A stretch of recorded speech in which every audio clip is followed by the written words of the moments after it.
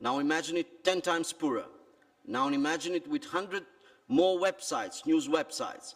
You know, and what do you think? How do things played out in other countries? Thank you. I think that's a really interesting question. I mean, I would say that that's not so dissimilar. We've seen this happen before also in television terms. I mean, if you look at countries like Greece or Turkey or Bulgaria, Romania, there have been, from my own experience, an unsustainable amount of channels, for example, there, and that has gradually led to a concentration. I think that has to do with a lot with the political climate. I think that there is a tendency to either run any kind of media platform, so let's say whether it's a TV station or not, as a hobby along with the car dealership that you own and the bank that you own, and that's been one phenomenon. But eventually these things do cost money and the funding runs out. Your question about in terms of the U.S. car industry and the mergers and acquisitions, I think that what is more likely to happen is in the online business is a reduction of numbers through specialization. So what doesn't work is everybody crowding into the general news space, for example. That's not going to work in most cases because you have strong public broadcasters, for example, or strong quality offerings out there. That's certainly the case in the United Kingdom or in Germany, for example. Not so much in the United States, where in fact the sort of sluggishness of the six main networks in television and their slowness in moving online has actually encouraged a lot of web news development there. There has been a specialization, though, I would say, going back to the car example. What tends to happen is, I think that where everybody started out building cars, eventually, some people will say, "Oh, I'm going to build. My niche is tractors. My niche is trucks. And my niche is buses," and that's, I think, what will need to happen. Just when you're at the issue of specialization, I would just like you to elaborate a little bit if you have any experience when it comes to specialization in small markets. I mean, we are talking about extremely small market, 2 million people, out of which 600, 700,000 Macedonian language is not even their native language. So, this is maybe why we do not have any specialization. We're all general websites because everybody's afraid to specialize because the market is so small. Thank you.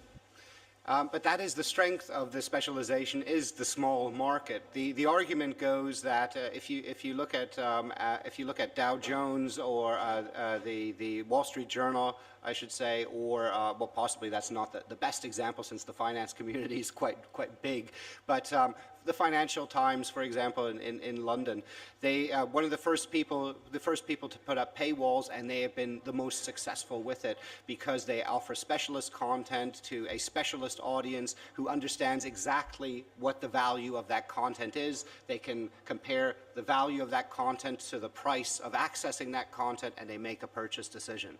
So I think that it actually becomes a lot simpler with specialization. Now, you're asking me concretely about Macedonia. I would just continue to be honest, as I hopefully have been all day, to say I don't know. What complicates Macedonia really is the ethnic and language diversity combined with the sort of ongoing development of the political system in whichever direction it will take. So that's a very, very difficult one, a lot of moving parts there. On the whole, I would say, though, that an available audience of 2 million is fine. I think that what we've seen in the United States and also in the United Kingdom is that is a good audience to work with if you speak, I was going to say their language, that would probably be a bad way of putting it, but if you have the content to address them. So usually that kind of a scenario, 2 million people, is a local, like a city or a region where there is a strong website or a strong information service. And I think that we've seen this in television as well as on the web, that local content will do well. It always does well. It has an audience. So certainly I would have thought that for example, for Skopje, something should be possible. And Savica was talking about specifically the areas outside of Skopje, which don't get serviced well. So how that audience then fragments, what the exact implications are of producing content in one language but not the other, whether that's possible given legal frameworks, etc., and whether the legal frameworks then drive up the cost to such an extent that that is not a viable way to operate, is very difficult for me to judge. But I would really say of course you need a critical mass of audience. I think that was a term that also was mentioned in the marketing discussion or a little bit earlier today. There has to be critical mass, but that critical mass that's scalable. So if you produce on a smaller scale, you don't need such a large amount of audience to achieve the critical mass. So I don't think that the actual the question of are you serving 2 million potentially or 20 million or 100 million, I don't think that's the decisive factor. Благодарам, Маркус. Дејан повели. Благодарам, Билјана. Значи, неколку пати тука се спомна дека повеќето луѓе се дојдени да научат да купат нешто идеи. Сакам да ве потсетам и се надевам дека нема да му одземам можеби од завршниот збор на Филип нешто. Меѓутоа, ако го зборуваме за одржливост на медиумите, на медиумска сцена, ние не зборуваме само за финансиска одржливост. Ќе ви кажам само дека, да речеме, IREX во нивниот овие денови нели толку популарен и отцрнуван или фален Media Sustainability Index мери 5 работи кога се зборува за одржливост на медиумите. И сега ќе ви ги набројам. Слобода на говорот, професионално новинарство, плурализам на новински извори, деловно управување и институции за поддршка. Значи, во овој момент финансиската одржливост на медиумите може би е и секундарна. Јас кој што доваѓам од Media Policy и Media Advocacy организација, може би за мене лично е дури и многу поважна е оваа другата страна, затоа што онлайн медиумите, порталите, од едната или од другата страна, ни овозможуваат било каков плурализам на извори на вести. Сеедно од која страна доваѓаат, сеедно каква идеолошка или политичка, мислам дека единствено на тоа поле Македонија има забележано раст, да речеме, минатата година. И тоа е, можеби, токму поради тоа што во последните 6 месеци се појавија толку многу портали. И знам дека ќе биде тешко, јас се надевам дека сцената ќе се исчисти, ќе се окрупни или ќе се уситни, меѓутоа се надевам дека исто време ќе успеат и граѓанските новинари, и неформални групи, и невладини организации, и асоциации од граѓанското општество, сите што сакаат и мислат дека можат за некое прашање, дека треба да информираат јавноста, дека може со тоа се бават, дека може со тоа слободно да се наречат новинари, независно дали се блогери, дали доваѓаат од официјална редакција, затоа што новинарството, кој што знаеме, е професија која што е дефинирана од својата мисија, а не од вокацијата, односно од едукацијата што некој формално има завршено. Така што тука и би завршил, значи да се концентрираме и на таа работа како да обезбедиме буквално пари за да обстанеме, тие што треба, тие што не треба или не можат или не знаат, евентуално да се надеваме дека, знаете, јас сум марксист и малку ми е сега незгодно да го бранам пазарот како таков. Меѓутоа, ние баш и Тони Габри спомна утрово, со пазарот имаме некакви проблеми тука. Редовно кој ќе оставиме пазарот да исчисти некои ситуации во било која сфера, некако слабо му успева овде. Меѓутоа, тоа би сакал да кажам. Има луѓе кои што ќе се грижат и ќе работи, да речеме, повеќе и на таа тема како да се пристапи до гласувачите, како гласувачите да им пристапат на медиумите. Меѓутоа, никој пат да не заборавиме и на овие другите теми кои што влегуваат во целата таа слика кога зборуваме за одржливост на медиумите, затоа што медиумите се таква нели тема, таква област кај што не се само парите, туку и некои други прашања се итекако важни. Благодарам. Благодарам, Дејан. Сега му давам збор на Сашо, кој што од другата страна наспроти тебе и кој што верува во пазарот, така што не знам во која насока неговиот коментар, но повели. Сакам да се заблагодарам на Метаморфозис за оваа фантастична конференција. Мислам дека идејата да ги седнеш на исто место порталите со маркетинг агенциите и со VIP консултант кој што има искуство во светски рамки за начини како да се продаде содржината на клиентите и да се преживее на пазарот е фантастична идеја. И се надам дека ќе успеете да организирате вакви конференции барем на секои 6 месеци по една, само за да го видиме текот понатаму како оди, до кај сме стигнале, нови технологии.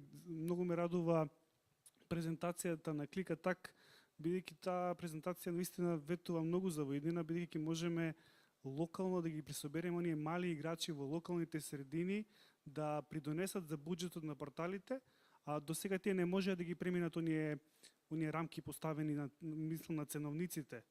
До сега еден банер кошташе колку таму 1500-2000 евра. Некои локални играчи не можеа да ја прекинат таа линија, но сега ќе можат, бидејќи локално ќе можат да си се гледаат на порталот во својата средина и тоа ќе биде фантастично. Многу ви благодарам Метаморфозис што направите ваква конференција и се надам дека ќе правите вакви почесто. Благодарам. Дали има уште некој кој што би сакал да праша, да коментира? just wanted to- Повели, to- Маркус? So I just wanted to pick up, I think, on something that you mentioned and also that Dejan's mentioned and Zoran mentioned it earlier as well, and I think somebody else did, talking about the values and principles of journalism and moving a little bit away from the marketing and monetization aspect. I think there's a tie-in here. The word that was mentioned a lot that I'm referring to is education the stakeholders, etc. And the other thing that came up quite clearly in the discussion today was the problem of plagiarism, copyright protection, and that's something that has to be addressed before you can arguably monetize effectively or do anything like that. So I was wondering, and this would be a question that I have to put back to leave with you, is to what extent, because we understand what's going on in the political and judicial sphere in terms of trying to regulate. That's probably not what you have in mind in terms of the values and principles of journalism. But so we know that is going on. What are we doing in order to self-regulate in that sphere? What are we doing in terms of ethics, of code of practice, code of ethics, code of values? Is that established? Is that something that Metamorphosis has led, could lead as you move forward? I'm referring, I have 15, 16 years of employment by the Associated Press. I've been a little bit brainwashed in that regard. The AP has its code that's called News Values and Principles, which sets out very clearly what its journalists can and cannot do. And through Germany has had sort of the benefit of the post-war era, has had that basically given to it with a sort of baby milk, and so these have become values that are ingrained within the journalists. What I heard today was that some of the problem originates from the journalists. I'm not implying anybody here in this room, but it must be an issue. So is part of the answer to plagiarism, copyright, as well as the rolling back the influence of politics, or whichever way you want to phrase that, is part of the answer to that what we can do ourselves as journalists, ex-journalists, people who work with journalistic content, is that something that we can do, self-regulate, to become more sustainable? Благодарам. I already mentioned that this morning. I will speak in Macedonian. Значи, тоа го споменав веќе утрово. Ние работиме како проектот главно на овој проект на кој што сега работиме, Центарот за развој на медиуми. Во делот за нови медиуми главно се однесува на тоа да бидеме фалиситатори на креирање на здружение на онлайн издавачи, кој што ќе работи на саморегулација токму на тие прашања. Знаете, ние не можеме да работиме на саморегулација на новинарска етика. Новинарски етички стандарди постојат. Оно што не постои во светот, никаде. Во САД, во Велика Британија, не постои сет на добри правила околу тоа што може да се презема, што е фер да се преземе од другиот, начинот на кој тоа треба да се работи. AP има свој систем, меѓутоа AP трча наоколу и буквално enforces its copyrights. AP is so well know about it. But if you were an AP journalist who was found to have plagiarized something, you would lose your job, Yeah. and that is a good self-regulating tool. Yes, of course. Значи, наша работа нема да биде, ние не ја заговараме работата, тоа се решава преку судови.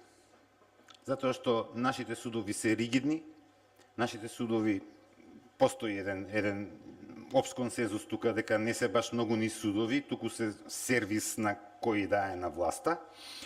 Меѓутоа ние секако планираме, можеби ќе бидеме, јас се надевам тоа е било супер, да речеме да бидеме први во светот што ќе излезат со еден сет на добри практики, good practices, за тоа што како луѓето меѓу себе да преземаат и се надеваме дека тој сет на практики ќе излезе од таа една професионална асоциација, што се надеваме дека ќе се формира.